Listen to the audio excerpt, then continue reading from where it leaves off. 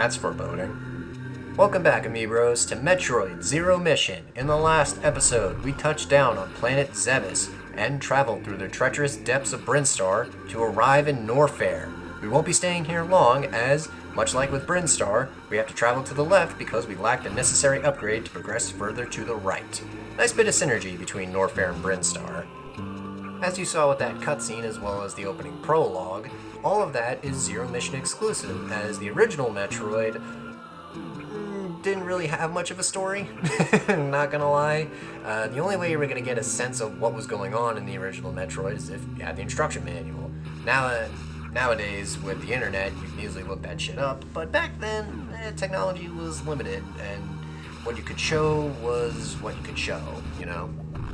And speaking of showing, that's another thing that's a hallmark of the Metroid series. Dialogue isn't really a thing in Metroid games, with the exception of the Prime series and Fusion, I want to say. Dialogue is kept to an absolute minimum in Metroid, only there to really... it's only really used for plot synopses, I don't know, but it's meant to summarize the past events of past games. The Metroid series relies more on showing rather than telling, and I think that's really cool, you know, be it through the gameplay or just by the visuals alone and what the area conveys, what the area or atmosphere conveys, you know?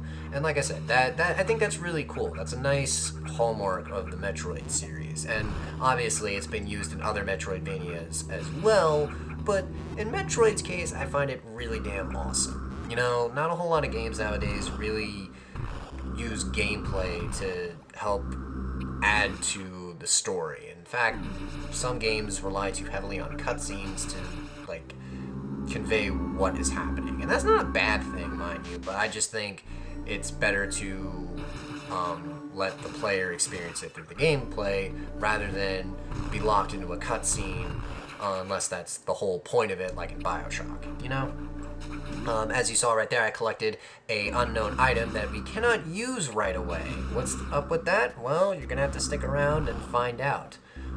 But what we did get was a missile expansion, and by collecting the unknown item, we can open up these blocks right here. Unfortunately, we can't really progress further because, again, we lack the ability to grab onto ledges. Seriously, Samus, how hard is it to grab onto a ledge while, you know, wearing your power suit? Come on now, girl. Ugh. And unfortunately, we're trapped. Thankfully, we get a new upgrade, the Power Grip. With this, Samus can finally grab onto ledges. Jesus, girl, I'm sorry, that's a little pathetic. I'm sorry, Samus, but the fact that you need an upgrade in order to do that, come on, girl. You're the badass space bounty hunter. You should be able to do shit like this naturally. Hell, given Samus's physique, you'd think she'd be fucking jacked, and, you know, granted, in Super Metroid, they do show her, like, rocking a fucking six-pack, it looks like. And to show that Samus does indeed lift, she in fact, Samus gains, bro. Man. But another thing that Samus can do in Zero Mission, as opposed to the original Metroid, is that she can shoot diagonally. In the original Metroid, Samus could only fire up and down. She couldn't fire diagonally.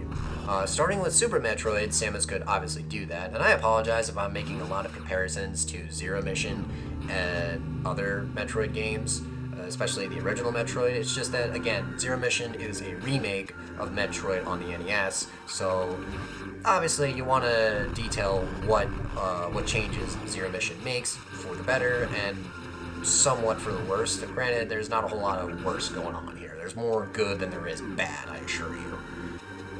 But with our fancy-smancy new Power Grip, we can now grab onto ledges. Lava is not really an issue anymore, and that is another thing you want to be weary of. While in her power suit only, Samus is vulnerable to acidic damage as well as lava damage.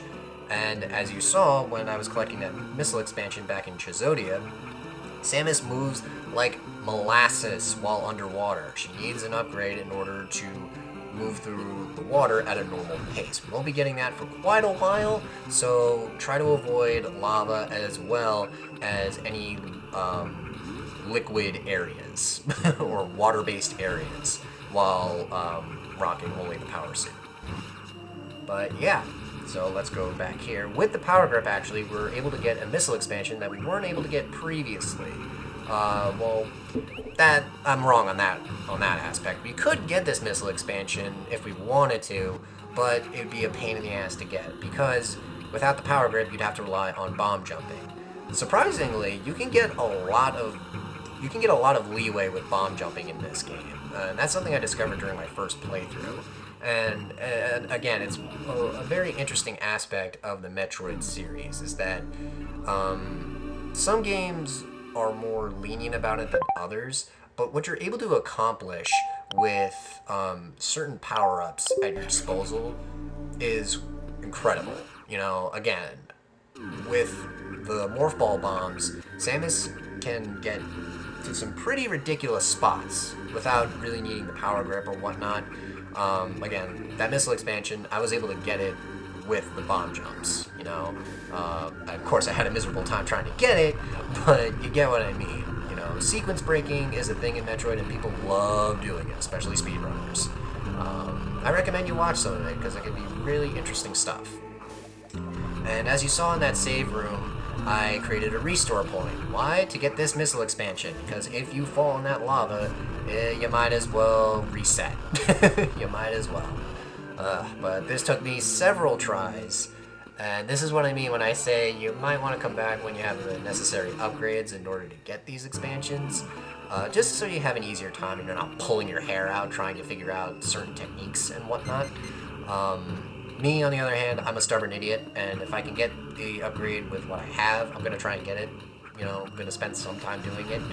I'm not really into speed-running Metroid games. Personally, with these types of games, I like to take my time and just explore, you know? There's nothing wrong with that, and my exploration kind of fucked me in the ass right there, because that is a heat-based area.